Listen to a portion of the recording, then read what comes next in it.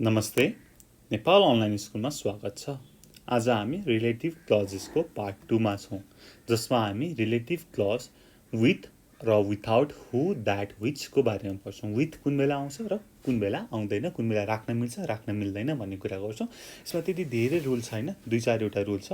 त्यति जानेपछि यो relative क्लजको part 2 को एक्सरसाइज पनि गर्न सकिन्छ। र अब यसको पार्ट 1 हामीले गरिसकेका छौं, एक्सरसाइज पनि गरिसकेका छौं। त्यो भिडियो तपाईले हेरिदिनु होला। अब फर्स्टमा मैले सुरु गर्न चाहे। मैले पार्ट 1 को थोरै कुरा लेखेर पार्ट 1 कै एक्जाम्पलहरु लेखेर गर्छु है यो, अनि तपाईलाई सजिलो हुन्छ। ओके, हु र दैट केमा युज हुन्छ त भन्दाखेरि पर्सनमा युज हुन्छ। त्यस्तै गरी व्हिच र दैट केमा युज हुन्छ, थिंग्समा युज हुन्छ। यति कुरा जानेपछि हामीले पार्ट 1 मा एउटा एक्जाम्पल गरेका छौं। तपाईले सम्झिनु भएको छ कि छैन, मैले जे सम्झेको छु मैले त्यही कुरा लेखे। The woman who lives next door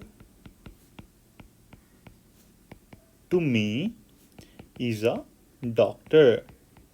ठीक छ। अब यसमा दुईटा सेन्टेन्स जोडिएर बनेको हो भन्नलाई the woman lives next door एउटा भयो, अर्को सी इज अ डक्टर हो भनेको the woman who lives next door is a doctor भनेको हु भनेको के हो त? हुले केलाई जनायो? सब्जेक्टलाई जनायो। के त? सब्जेक्टलाई जनायो हो। हु भनेको द वुमन हो, जुन चाहिँ सब्जेक्ट हो। ठीक छ है। अब यस्तै गरी अर्को एउटा पनि एक्जाम्पल गर्छु र मैले किन गरे पनि भन्छु र तपाईलाई मैले सब्जेक्टको कुरा गरे, अब फेरि अब्जेक्टको कुरा गर्छु। हरेक कुरा हेरौँ है त। Okay, where are the keys? Where are the keys that were on the table? On the table.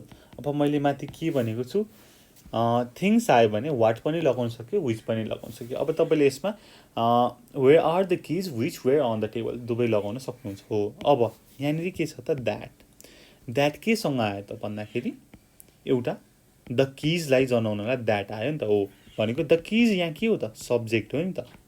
ठीक छ, के हो त? सब्जेक्ट हो। अब यसलाई चाहिँ मैले दुईटा सेन्टेन्सहरु जोडेर लेखेको यो चाहिँ आएको हो भन्दाखेरि दुईटा सेन्टेन्स के हुन सक्ला त? I haven't seen my keys हैन, I left on the table भन्दाखेरि where are the keys that were on the table भनेको दैटले केलाई जनायो त? सब्जेक्टलाई जनायो हो। अब म यसको एउटा निष्कर्ष निकालेर के लेख्छु भन्दाखेरि यु हैन वी लेखौँ न, हामी सबैले लेख्नु पर्यो नि त हैन। हो, we must use who, that, which when it is the subject, हेर्नुस् है, when it is the subject of the relative clause, जब चाहिँ हु, विच, दे चाहिँ सब्जेक्टलाई जनाउनलाई आउँछ, सब्जेक्टलाई रिप्रेजेन्ट गर्छ भनेदेखि चाहिँ तपाईले हु, दैट, विच लेख्नै पर्छ। यो इट भनेको मैले यसलाई रिप्रेजेन्ट गर्न खोजेको। फेरि एकचोटि मैले भने जब हामीले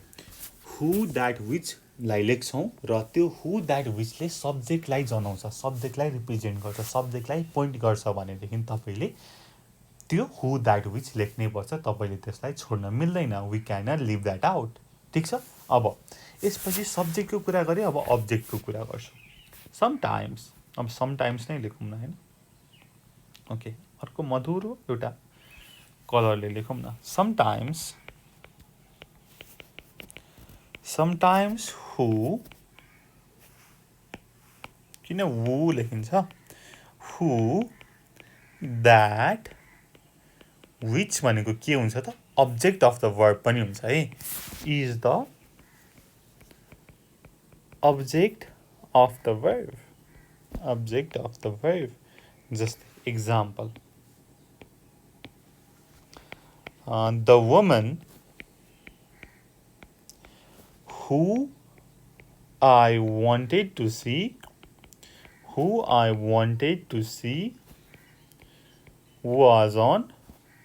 was away on holiday अथवा was on holiday। ठीक छ। अब यसलाई हुले केलाई जनायो त भन्दाखेरि हुन त वुमेनलाई जनायो तर यसमा वुमेन चाहिँ के हो त सब्जेक्ट होइन वुमेन अब्जेक्ट हो तपाईँले यसलाई के लेख्न सक्नुहुन्छ त भन्दाखेरि I wanted to see the woman एउटा सेन्टेन्स भयो I want to see the woman अनि अर्को सेन्टेन्समा सी वाज अन होलिडे हो यो हुले कसलाई जनायो त भन्दाखेरि द वुमनलाई जनायो कसलाई त द वुमनलाई जनायो ठिक छ अब यसमा के भयो त हु भनेको अब्जेक्ट भयो द वुमन के भयो त यो अब्जेक्ट भयो र सब्जेक्ट भनेको के भयो त आई भयो आई इज द सब्जेक्ट तर यहाँ हुले आईलाई जनाएको हो त होइन नि हो अहिले यहाँ के भयो हुले अब्जेक्टलाई जनायो त्यस्तै अर्को एउटा पनि सेन्टेन्स लेखौँ अनि हामी यसको निष्कर्षमा आउँछौँ did you find the keys that you lost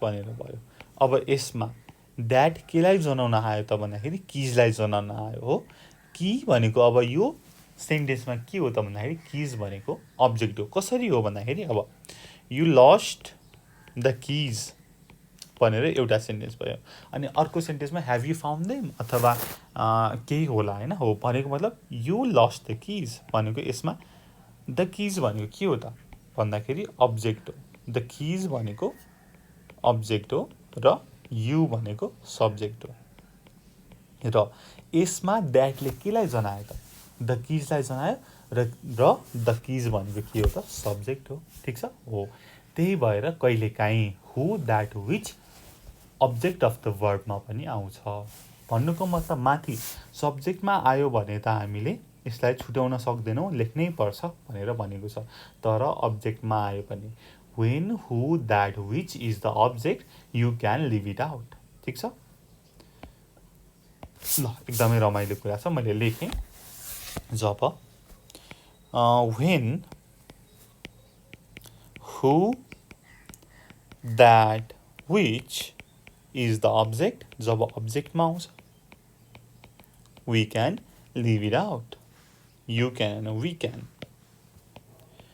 can leave it out ठिक छ हामीले यसलाई छोड्न सक्छौँ जस्तै इक्जाम्पल नै हेरौँ न माथिकै हेरौँ न the woman who I wanted to see was on holiday the woman I wanted to see मैले त्यही नै लेखेँ the woman I wanted to see was away on holiday ठिक छ अब तपाईँले यसमा हु पनि राख्न सक्नुभयो the woman who I wanted to see was away on holiday यस्तै गरी अब यो तलको did you find the keys that you lost के हेरौँ न तपाईँले के पनि लेख्न सक्नुभयो त अब्जेक्टमा आएपछि मैले के भने तपाईँले हु द्याट विचलाई हटाउन सक्नु पनि हुन्छ लेख्न पनि सक्नुहुन्छ योर चोइस सो के भनौँ त did you find the keys Did you find the keys you lost?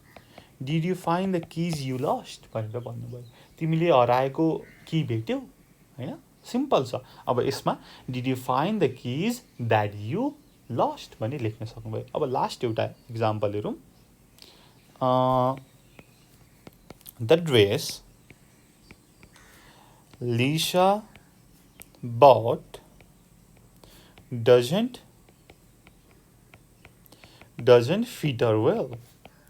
The dress Lisa bought doesn't fit her well.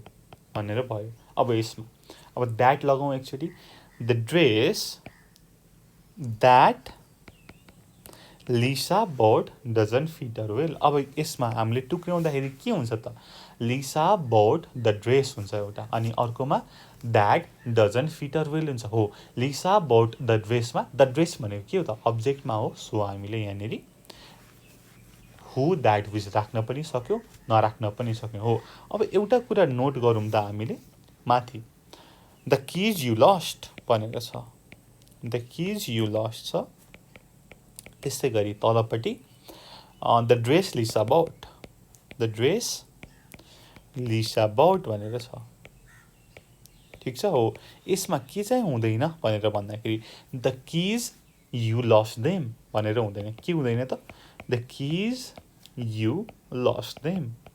हुँदैन है, यो हुँदैन भन्न खोजेको यो. त्यस्तै गरी the dress Lisa bought it. The dress Lisa bought it. Lisa bought it. यो चाहिँ थोरै मान्छेहरू झुक्किने भएको भएर मैले थोरै भनिदिइहालेँ. ठिक छ. अब हामी प्रिपोजिसनको कुरा गरौँ. प्रिपोजिसन र रिलेटिभ क्लज आउने सँगै आउने कुरा गरौँ. ओके ल. अब यो पनि इक्जाम्पलबाटै जाउँ. छुट्टै कलरले लेख्नु मलाई. यो ग्रिन त लेखिसक्यो. अब छुट्टै कलर के छ त? केही छैन. ल ओरेन्ज होइन, यही ब्लू नै लेखौँ है त. Okay, sky blue. अब एउटा इक्जाम्पलबाटै हेरौँ. Tom is talking to a woman. A woman. Do you know her भनेर भनेको छ. Do you know her भनेर भनेको छ. दुईटा सेन्टेन्स छ. के छ त? Tom is talking to a woman. Do you know her भनेको छ. अब यसको के गरौँ त भन्दाखेरि क्वेसन बनाऊ. क्वेसन बनाऊ. अब रिलेटिभ क्लज लगाएर डु यु नो देखि सुरु गरौँ. Do you know the woman. Do you know the woman Tom is talking to. Tom is talking to. अथवा के पनि भन्न सक्यो त? Do you know the woman who Tom is talking to अथवा that Tom is talking to. यहाँनिर who that दुवै लगाउन मिल्यो. अथवा तपाईँले नलगाए पनि ठिक छ. नलगाए किन ठिक छ त भन्दाखेरि हामीले भर्खर माथिको रुल हेऱ्यौँ त. जब अब्जेक्टको फर्ममा आउँछ तब who that नलगाए पनि हुन्छ. ओके ल. यहाँनिर के छ त? हामीले प्रिपोजिसनको कुरा गर्दै थियौँ. लेखौँ न. प्रिपोजिसन जस्तै to, in, for, in relative क्लजको कुरा गर्दैछौँ. यहाँनिर के छ त भनेर भन्दाखेरि talking to. Tom is talking to a woman. Do you know her भनेर छ. Do you know the woman Tom is talking to भनेर भयो. ठिक छ. टु प्रिपोजिसन यसरी हामीले राख्छौँ. र यस्तै गरी अर्को एउटा पनि हेरौँ. के हेरौँ त भनेर भन्दाखेरि the bed I slept in. भन्दा पनि ल. The bed I slept in wasn't comfortable. अब यसलाई दुईटा कुरामा टुक्र्यौँ त. I slept in a bed. I slept in a bed. It wasn't comfortable. It wasn't comfortable. भन्दाखेरि के हुन्छ त? The bed I slept in wasn't comfortable. त्यस्तै गरी I slept in a bed. It wasn't comfortable. ठिक छ. दुईटा कुरा गर्नुभयो. अब तपाईँले माथि के पनि लेख्न सक्नुहुन्छ त. The bed that I slept in अथवा the bed which I slept in पनि गर्न सक्नुहुन्छ. द्याट विच पनि लगाउन सक्नुहुन्छ. किन हामीले यहाँनिर लेखेनौँ त? माथिको रुल भर्खर हामीले माथि पढेको छौँ त. जब अब्जेक्टको फर्ममा आउँछ तब हामीले लेख्दैनौँ. यहाँनिर अब्जेक्ट के छ त? I slept in a bed. A bed भनेको त अब्जेक्ट हो नि त. आई स्लेप्ट इन अ बेडको हो. अनि माथि हामीले the bed that I slept गऱ्यौँ भने द्याटले के बुझायो त? अब्जेक्टलाई बुझायो हो. जब अब्जेक्टलाई बुझाउँछौँ तब हामीले लेख्दैनौँ भन्ने कुरा छ. ओके, अर्को एउटा पनि इक्जाम्पल लेखौँ. यहाँनिर हामीले प्रिपोजिसनको कुरा गर्दैछौँ. यहाँनिर टु लागेको छ, यहाँनिर इन लागेको छ. यस्तै गरी अर्को दुईवटा गरौँ न है त. Okay, are these the books you were looking for? You were looking for भनेर भनेको छ. ठिक छ. Are these the book you were looking for? For के हो त? प्रिपोजिसन हो. अब यसमा are these that books, sorry, are these the books that you were looking for अथवा are these the books which you were looking for लेख्न मिल्छ. यस्तै गरी अर्को एउटा इक्जाम्पल मैले लास्ट लेख्न चाहेँ. The man I was sitting next to on the plane talked all the time.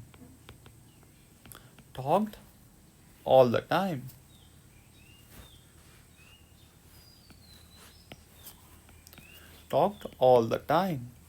ठिक छ। अब यसमा हामीले हु र विच लगायौँ भने के हुन्छ, यो पनि ठिक छ। यहाँनिर क्लज कुन छ त भन्दाखेरि the man which I was sitting next to the plane चाहिँ क्लज छ, यति पुरै क्लज छ। अब यहाँनिर हामीले हु द्याट लगाए पनि ठिक छ, नलगाए पनि ठिक छ। लगायौँ भने कहाँनिर लगाउँछ त, द म्यान, यहाँनिर the man that I was sitting next to, अथवा the man who I was sitting next to on the plane talked all the time. यसरी हामीले दुइटा गऱ्यौँ। अब हामीले माथि गऱ्यौँ are these books you were looking, are these the books you were looking for गऱ्यौँ होइन। हो यो ठिक छ, तर के ठिक हुँदैन त, are these the books you were looking for them भनेर फेरि देमले चाहिँ तपाईँले फेरि बुक्सलाई रिप्रेजेन्ट गरिरहनु परेन। त्यस्तै गरी the man I was sitting next to भन्ने कुरा चाहिँ हो, यसमा पनि फेरि the man I was sitting next to him भनेर फेरि तपाईँले हिमले फेरि अगाडि द म्यानलाई कुरा गर्नु परेन। किन भन्दाखेरि हामीले जब यहाँनिर रिलेटिभ क्लज लगाइसकेपछि द्याट अथवा हु लगाइसकेपछि द्याट अथवा हुले केलाई रिप्रेजेन्ट गर्छ त, त्यही म्यानलाई कुरा गरेको हो नि त, पर्सनलाई कुरा गरेको हो नि त। सो हामीले त्यो कुरा गऱ्यौँ है। अब यो भिडियोलाई हामी यति गर्छौँ र अर्को भिडियोमा हामी यसको एक्सर्साइज गर्छौँ है। र तपाईँले त्यो पनि हेरिदिनु होला, रिलेटिभ क्लज पार्ट 2 एक्सर्साइज भनेर हुन्छ। अब यसमा मुख्य कुरा जान्नु पर्यो के त भनेर भन्दाखेरि जब हु द्याट विच सब्जेक्टलाई रिप्रेजेन्ट गर्छ तब तपाईँले त्यसलाई हटाउन मिलेन, हु द्याट विचलाई हटाउन मिलेन। तर जब हु द्याट विचले अब्जेक्टलाई रिप्रेजेन्ट गर्छ तब तपाईँले हटाउन मिल्यो। ठिक छ। अनि थोरै प्रिपोजिसन टु, इन, फरहरूसँग आउँछ र कस्तो स्ट्रक्चरमा आउँछ भन्ने कुरा हेर्नु पर्यो। र त्यति जानेपछि चाहिँ तपाईँलाई चाहिँ अब यसको एक्सर्साइज गर्नलाई एकदमै सजिलो हुन्छ। त्यति भन्दै यो भिडियो यहीँ टुङ्ग्याउन चाहन्छु। Thank you so much for watching. Until next time, goodbye, keep learning. जय चन्द्र सूर्य, पिस।